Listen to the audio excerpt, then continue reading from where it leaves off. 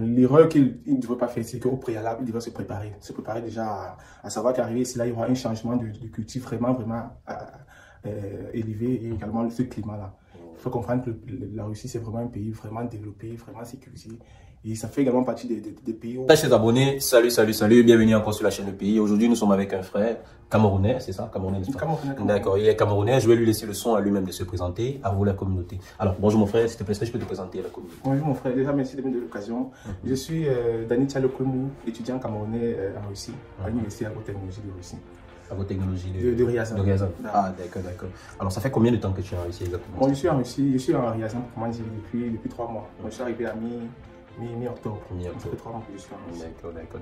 Mais quand tu dis précisément en Ryazan, tu savais que tu étais d'abord ailleurs en devenu ici? Bon, j'étais à Moscou, j'ai fait quand même pratiquement 2 semaines à Moscou. Ah, d'accord. Tu comptais fréquenter à Moscou?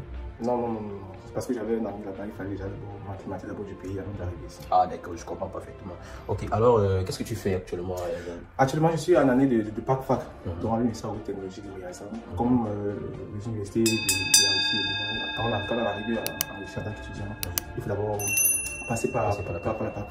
L'année préparatoire. L'année préparatoire avant de commencer la faculté pour dire. Donc actuellement, je suis en année de PAC-FAC. Ça fait 3 mois que j'ai commencé. D'accord, et ça se passe bien?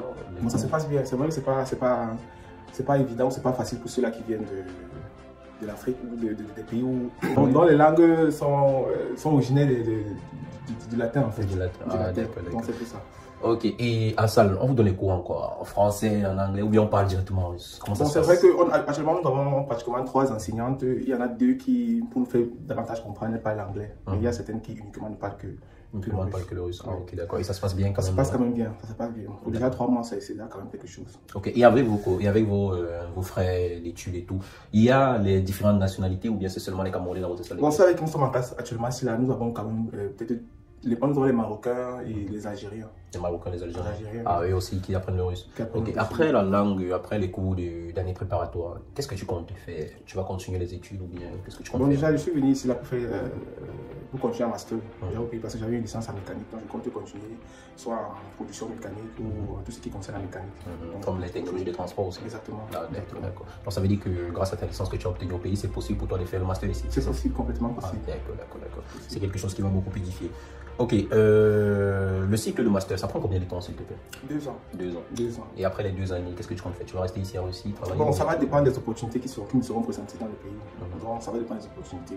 Après la formation, si je me rends compte que je n'ai pas assez d'opportunités dans ce pays, je serai forcément obligé de rentrer sur le pays pour développer un projet au pays, soit voir s'il faut aller ailleurs.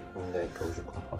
Ok, alors, et la vie d'un Camerounais qui vient d'arriver en Russie, la langue qui n'est pas facile et l'acclimatation, la façon de vivre et la sociabilité et tout. Comment est-ce que tu gères tout ça? Bon, moi personnellement, il faut dire que je n'ai pas été préparé quand je venais. J'avais également les mêmes préjugés ou les mêmes idées que ceux-là qui sont au pays. C'est-à-dire que lorsque je faisais la procédure pour arriver ici, là, je me disais, où je suis en train de partir, c'est forcément, c'est l'aventure. Donc, je n'avais pas été suffisamment préparé.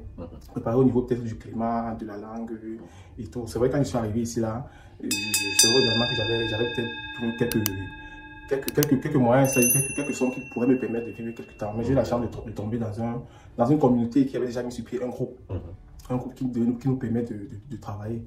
Donc, de temps en temps, nous avons peut-être des petites occasions de travailler. C'est avec ça que nous pouvons pour autant vivre. Mais de manière générale, la Russie, c'est un pays vraiment très ouvert qui fait partie des pays là dont le coût de vie est évident.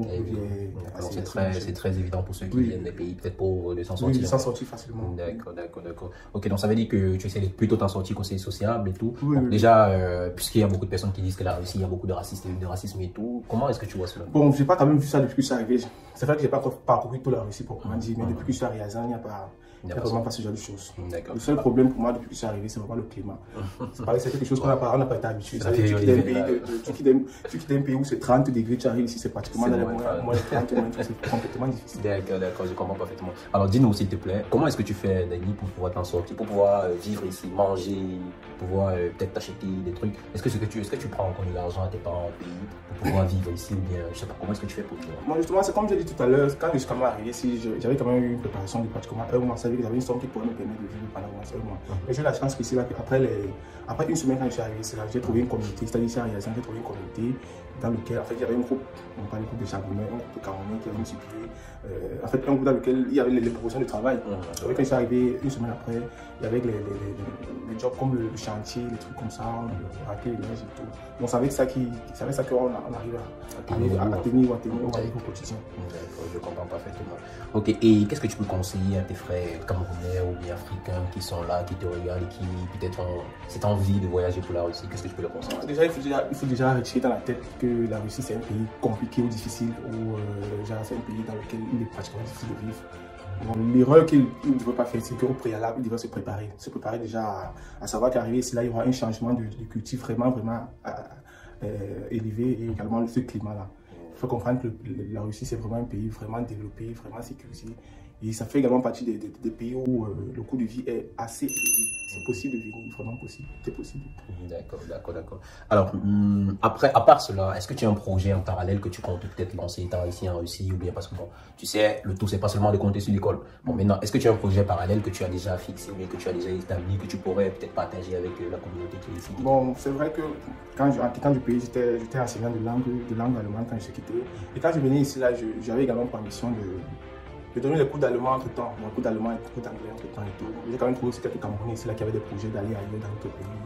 Et certains parmi eux m'ont donné envie de pouvoir m'expliquer une chaîne YouTube qui va permettre de donner des cours et donner quelques conseils, comment peut-être apprendre telle langue.